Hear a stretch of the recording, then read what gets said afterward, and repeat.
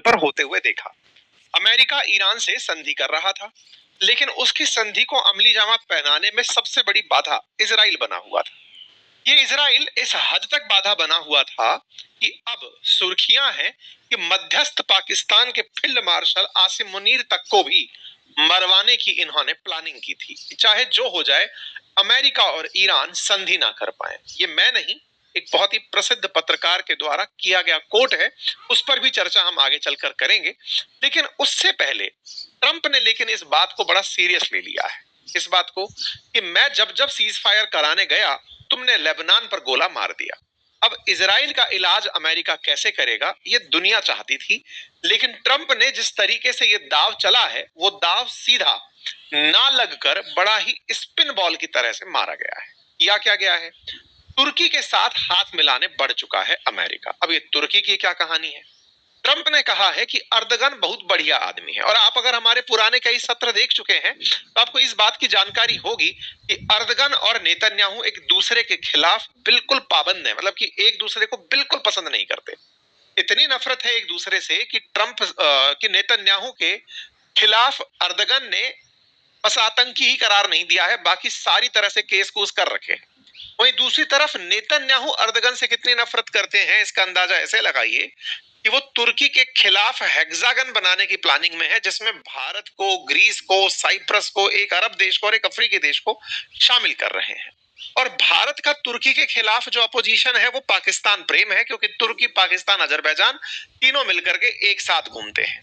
तो भारत का इजराइल के प्रति एक नेचुरल इंक्लिनेशन बनता है। तो ऐसे में तुर्की का साथ देने की प्लानिंग में ट्रंप उतर आए हैं। मतलब वैश्विक पटल पर जो समीकरण चल रही हैं, उसमें ट्रंप अब जाकर बैठ रहे हैं तुर्की के साथ। ये खबर बहुत बड़ी खबर है।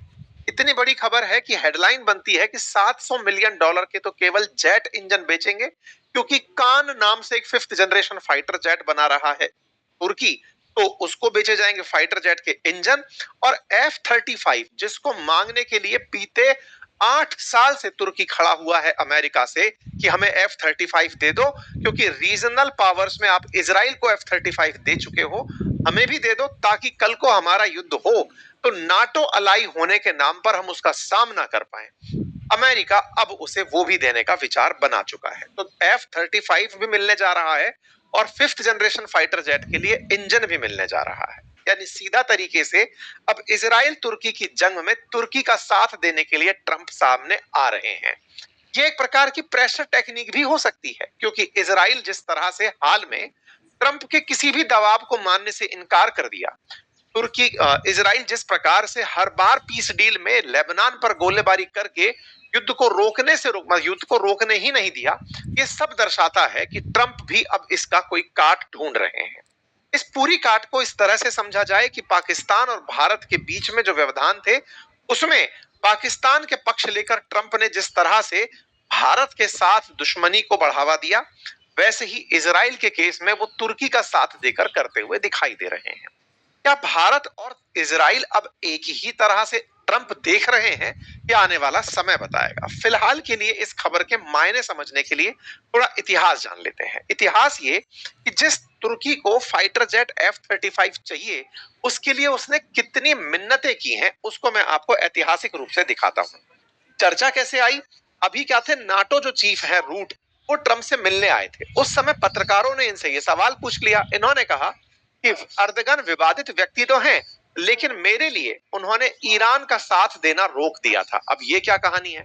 ट्रंप का मानना है कि ईरान का साथ देने के लिए इजराइल के खिलाफ तुर्की आ रहा था, लेकिन ट्रंप के कहने पर तुर्की रुक गया और वो ईरान के साथ इजराइल के खिलाफ जंग करने नहीं आया।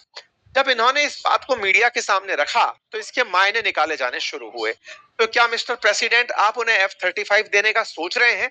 उन्होंने कहा हाँ, मैं उन्हें F-35 देने का सोच रहा हूं। अब ये F-35 क्या है? हालांकि बहुत बार हम जिक्र कर चुके हैं, फिर भी समझ लेते हैं। F-35 इस दुनिया में 5th जनरेशन फाइटर जेट है। ट्रंप का मानना है कि दुनिया का सबसे तेज तर्रार, पकड़ में ना आने वाला फाइटर जेट है। अच्छे अच्छे फाइटर जेट्स, 5th जनरेशन के फाइटर जेट्स उन्हें कहा जाता है जो कि पकड़े ना जा सके, स्टेल्थ टेक्नोलॉजी जिनमें हो, जो रडार से कैप्चर ना हो पाए, मतलब दुश्मन को पता ही ना चले, फाइटर जेट उनके क्षेत्र में आकर के अपना काम करके चला जाए। जो अपने साथ मैक्सिमम कैपेसिटी ले जाएं, लंबी सी लंबी यात्रा कर लें, बहुत सारा असला लेके दुश्मन तक नुकसान पहुंचाएं। F-35 उन सबसे सज्ज है। ऑलरेडी अमेरिका अपने पार्टनर देशों में लगभग 7 देशों को यह बेच चुका है और ऐसे ही फॉरेन मिलिट्री सेल्स में इजराइल के पास ऑलरेडी 75 F-35 हैं। अमेरिका की चाहत और अमेरिका के साथ अलाइन रहने वाले देशों को अमेरिका ने F-35 खूब बेचा है। हालांकि ये ऑफर हमारे पास भी आया था, लेकिन हमने इस ऑफर की मजाक बना ली थी, क्योंकि ये F-35 यूके वाला जो पीस था हमारे पास आया हुआ था, वो उड़ नहीं पाया, टेक ऑफ नहीं कर पाया।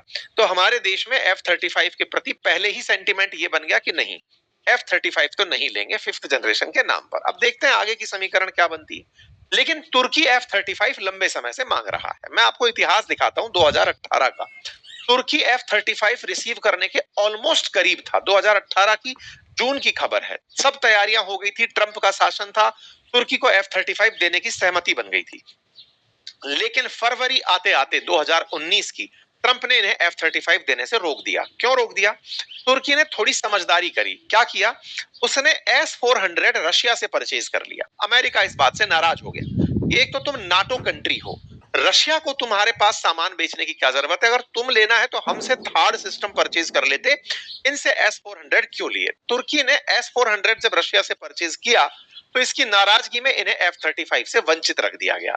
इन्हें इस तरह से पनिश किया गया कि ट्रंप के जाने के बाद में, मतलब ट्रंप ने अपने कार्यकाल में तो इन्हें F-35 फाइटर जेट प्रोग्राम से ही बाहर कर दिया, लेकिन बाइडेन भी, ट्रंप के बाद बाइडेन भी ट्रंप की ही बातों को आगे बढ़ाए, उन्होंने भी तुर्की को F-35 देने से मना कर दिया।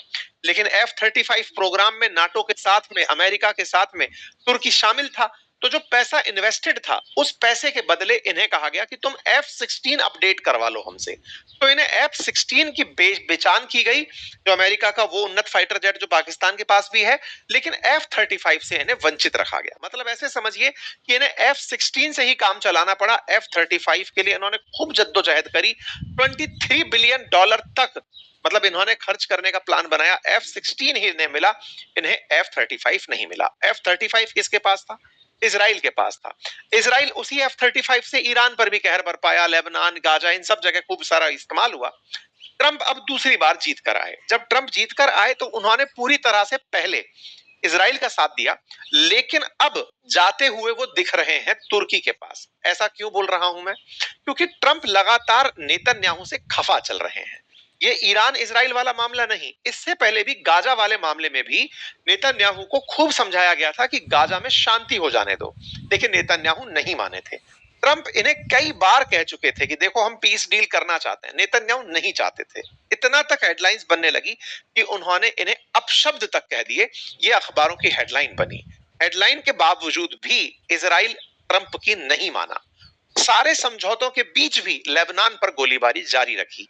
इतना हद तक हुआ कि इजराइल ने ईरान के जो जो व्यक्ति समझौता करने के लिए आगे बढ़ने निकलते थे, वो उन्हें निशाना मार के मार देता था। ऐसे ही अली लारीजानी को इन्होंने मार्च 2026 में मारा। तो ये बात खुलकर सामने आ गई कि इजराइल चाहता ही नहीं है कि शांति वार्ता हो। इसके चलते उपराष्ट्रपति जेडी वेंस ने भी इजराइल को खूब धमकाया। इन्हीं धमकियों के बीच में जब पीस डील होने के लिए इसी महीने स्विट्जरलैंड के अंदर सारे देश एकत्रित हुए, जिसमें कतर था, जिसमें पाकिस्तान था, ईरान था और अमेरिका था, वहीं से एक खबर बाहर निकलकर आती है। एक पॉलिटिकल कमेंटेटर मारियो नोफॉल की तरफ से उन्होंने एस्कोबार नाम के एक ब्राजीलियन पत्रकार का इंटरव्यू किया और उस पत्रकार ने कहा कि उस पर्टिकुलर मीटिंग में जो स्विट्जरलैंड में होने जा रही थी, वहां इजरायली मोसाद ने आसिम मुनीर की हत्या का प्लॉट रचा था। और इस आसिम मुनीर की हत्या के प्लॉट की बात जब ब्राजील के पत्रकार पेपे एस्कोबार ने निकाली, तो हर तरफ इस तरह से तार जोड़ने शुरू हुए कि इजराइल अब इस शांति वार्ता को ना होने देने के लिए पाकिस्तान को भी, क्योंकि ये सच है कि अगर शांति वार्ता होती है तो इजराइल हारा हुआ माना जाएगा, और हुआ भी। आज इजराइल की 70% आबादी ये मानती है कि इस पीस डील से इजराइल जंग हार गया। अगर ये पीस डील ना हुई होती तो इजराइल का पलड़ा भारी रहता। आज ईरान का पलड़ा भारी है। इस बात को जब पाकिस्तान के साथ साझा किया गया तो पाकिस्तान ने इस दावे को खारिज करते हुए कंप्लीट नॉनसेंस करार दिया। उन्होंने कहा हम तो सक्सेसफुली आ गए, ना तो स्विट्जरलैंड की खुफिया एजेंसी ने हमें कुछ बताया, ना अमेरिकी CIA ने कुछ बताया। ये केवल ख्याली पुलाव है, इस तरह से पकाए जा रहे हैं। पत्रकार का दावा तो ये तक था कि पाकिस्तान ने इजराइल को यह धमकी दी थी कि यदि नासिम मुनीर को कुछ हुआ तो उन्हें नक्शे फिर से मिटा दिया जाएगा। परमाणु थ्रेट के डर से इजराइल ने पाकिस्तान के फील्ड मार्शल को मारने से रोका था। अब ये बात कितना सही कितना गलत ये तो समय बताएगा, लेकिन इजराइल पर इस तरह के शक किए जा सकते हैं। वो इसलिए